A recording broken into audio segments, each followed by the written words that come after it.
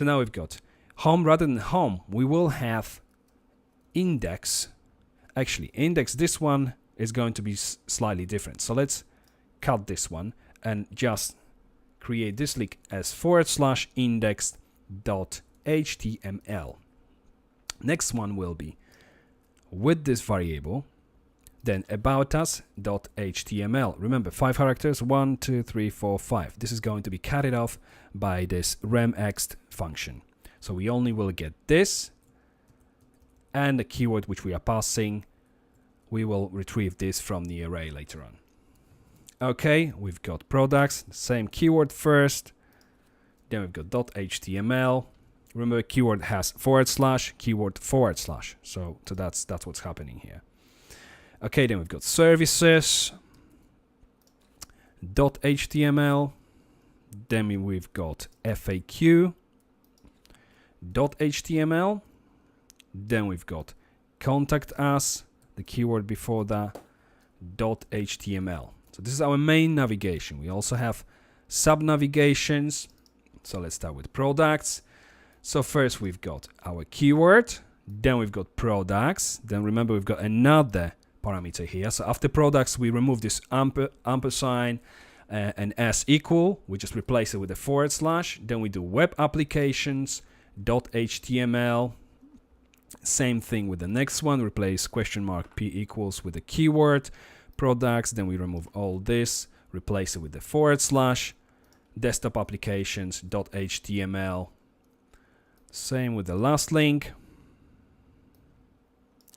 /.html. Save it. Do the same with this navigation,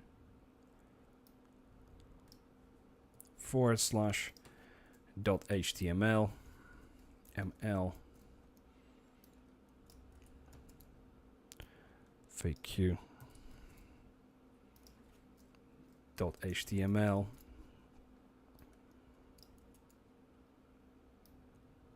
ampersand /.html, and the last one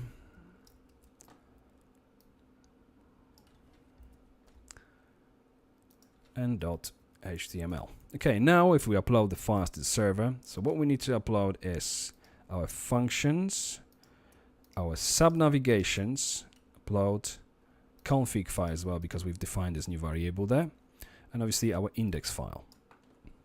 Now if we open the browser, refresh the page, click on a new link, wow, now what's happened? Because we're using the rewrite module, we need to use the / when we are including our style sheets, our JavaScript files and everything. So before the style, we need to define, when you define actually the link to your style sheet, you have to start it with the /. Now if we save it and upload it to the server again, index.php, refresh the page and everything's fine. Have a look at the URL now. Got our 2 parameters, about us. Now we go to products. We've got a static, nice static URL. As you can see, this one isn't taken under consideration at all because we pass in, this is our p parameter here.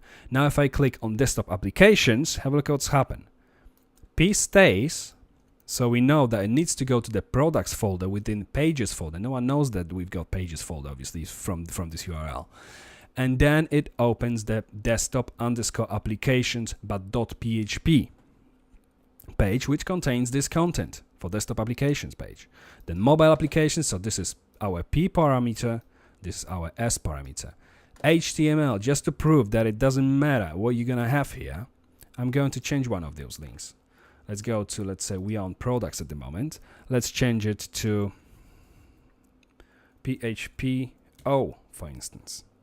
If we upload this page with the products, nav products. Okay, let's refresh the page. Mobile application PHPO. It doesn't matter because it just cuts off the number of characters.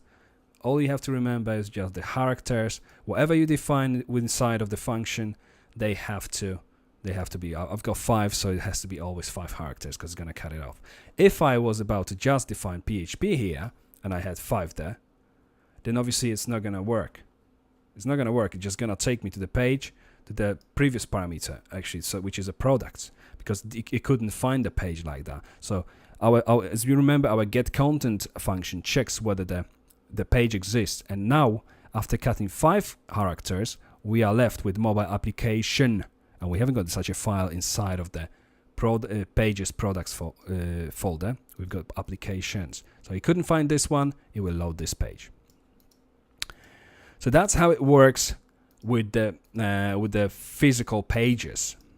Again, obviously, if someone would like to hack this site, it's never gonna find the folder web development. However, it's great tool for your search engine optimization. You can put your personal keywords in a URL and just get your site, ranked higher and on Google and so on. I mean, obviously, just URLs won't do it, but it's one of those things you have to really look at when you are optimizing your sites for search engines. In the next section, we'll have a look at redoing our URLs for the content management system, which we built in a previous series of the videos.